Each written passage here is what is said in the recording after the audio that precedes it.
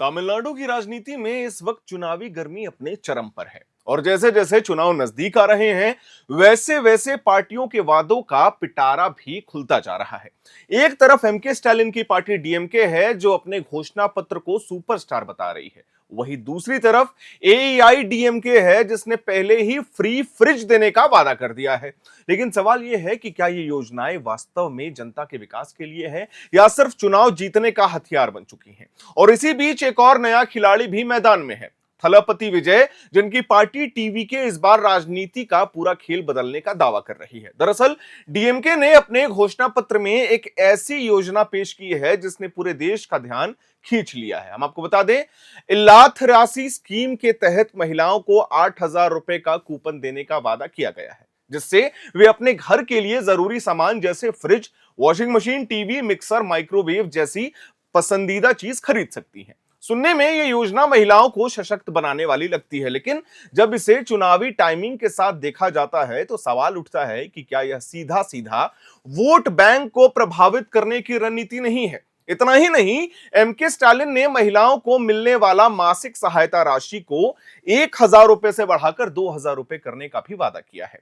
वृद्धावस्था पेंशन को भी 1,200 रुपए से बढ़ाकर 2,000 रुपए करने की बात कही है और दिव्यांगजनों के लिए सहायता राशि 2,500 रुपए तक बढ़ाने का ऐलान किया गया है। यानी हर वर्ग को कुछ ना कुछ देने की कोशिश साफ दिखाई देती है। यही नहीं, स्कूल के बच्चों के लिए चल रही ब्रेकफास्ट स्कीम को क्लास 5 से बढ़ाकर क्लास 8 तक लागू करने की घोषणा भी की गई है। अगर युवा वर्ग की बात करें तो कॉलेज स्टूडेंट्स के लिए मिलने वाला आर्थिक सहायता को 1,000 रुपए से बढ़ाकर 1,500 रुपए करने का वादा भी किया गया है। साथ ही यही खत्म नहीं होता, 50 लाख नौकरियां देने और 18 लाख करोड़ रुपए का विदेश निवेश लाने की भी बात कही गई है। सुनने में यह सब कुछ बहुत आकर्षक लगता है, लेकिन क्या यह सब वाकई जमीन पर उतर पाएगा? यह सबसे बड़ा प्रश्न चिन्ह है।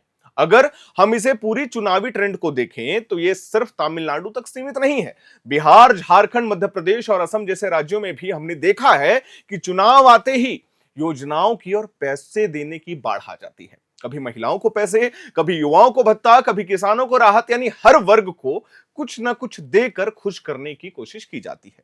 यह एक नया राजनीतिक मॉडल बनता जा रहा है जहां विकास के बड़े वादे के साथ साथ सीधे कैश या लाभ ट्रांसफर को प्राथमिकता दी जा रही है। तमिलनाडु में भी यही पैटर्न साफ नजर आ रहा है।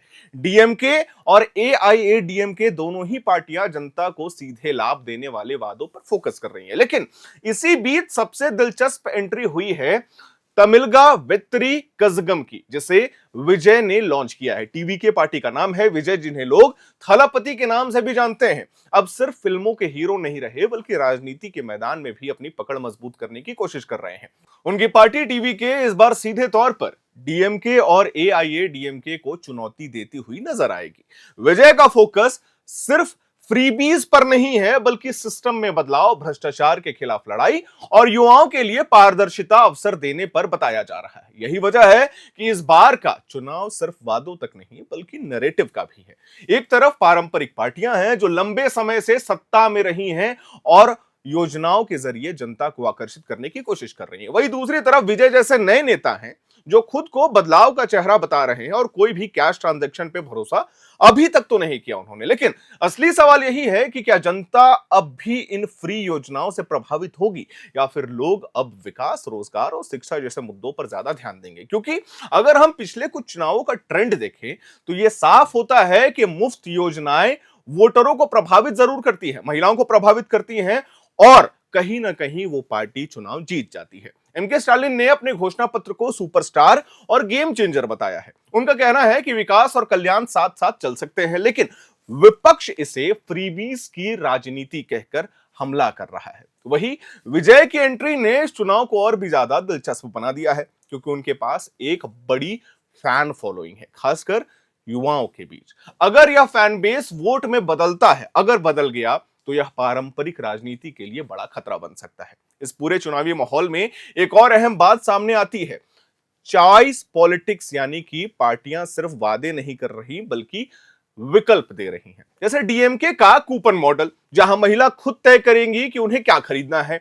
यह एक नया प्रयोग है जो लोगों को सीधे निर्णय लेने का अधिकार देता है। लेकिन क्या यह वास्तव में सशक्तिकरण है या सिर्फ एक नया तरीका है वोट पाने का? यह सवाल अभी खुला नहीं है। आखिर में तमिलनाडु का यह चुनाव सिर्फ एक राज्य का चुनाव नहीं रह गया, बल्कि पूरे देश के लिए एक संकेत बनता जा रहा है। अगर यहां फ्रीबीज और डायरेक्ट बेनिफिट वाली राजनीति सफल होती है तो आने वाले समय में बाकी राज्यों में भी यही मॉडल और तेजी से फैल सकता है। और अगर विजय जैसे नए खिलाड़ी सिस्टम को चुनौती देने में सफल होते हैं तो भारतीय राजनीति में एक बड़ा बदलाव देखने को मिलेगा, खासकर तमिलनाडु जैसी जगहों पर। राज्यों में तो सवाल अब भी वही है, क्या जनता फ्री के नाम पर वोट देगी या फिर भविष्य के नाम पर फैसला करेगी? तमिलनाडु का चुनाव इसका जवाब तो जरूर देगा और शायद देश की राजनीति की दिशा भी तय करेगा। खैर, इसके बारे में आप क्या सोचते हैं? सवाल आपसे, सवाल जनता से। ये जो फ्रीबीज पॉलिटिक्स का ट्रेंड चला हुआ है, झारखंड में आपने देखा किस तरीके से मैया सम्मान योजना की घोषणा होती है, बिहार में किस तरीके से 10-10 हजार रुपए महिलाओं के खाते में भेज दिए जाते हैं चुनाव के बाद भी, जबकि ये कहा गया था कि हमने घोषणा कर दी थी तो हमें पैसे तो भेजने पड़ेंगे। ठीक उसी तरीके से मध्य प्रदेश में कैसे 2500 रुपए, 1000 रुपए, 1300 रुपए भेजे जा रहे हैं, ठीक उसी तरीके से दिल्ली से यह पैटर्न शुरू हुआ, जहां फ्री बस कर दिया गया, फ्री मेट्रो कर दिया गया। ठीक उसी तरीके से 40 लाख महिलाओं के खाते में असम में पैसे भेज दिए जाते हैं एक क्लिक पे। वो वीडियो आपने देखा होगा हेमंता बिस्वा शर्मा का, जहां एक क्लिक में 40 लाख महिलाओं के खाते में पैसे जाते हैं। तो ये जो फ्रीबीज पॉलिटिक्स का ट्रेंड चल रहा है, अभी तक तो आपने ये देखा कि महिलाओं के लाभ के लिए 1000 रुपए, 1500 रुपए, 2500 रुपए दिए जा रहे थे, लेकिन सीधे ये कह दिया गया कि हम आपको 8000 रुपए का कूपन दे रहे हैं, आप टीवी खरीदिए, फ्रिज खरीदिए, माइक्रोवेव खरीदिए, मिक्सर खरीदिए, जूस मिक्सर खरीदिए, जो आपको उचित लगे। तो ये जो फ्रीबीज पॉलिटिक्स का ट्रेंड चल रहा है, आपको क्या लगता है, तमिलनाडु में कारगर साबित होगा डीएमके के लिए या फिर एआईएडीएमके के लिए? क्योंकि उन्होंने भी बहुत सारी घोषणाएं की हैं।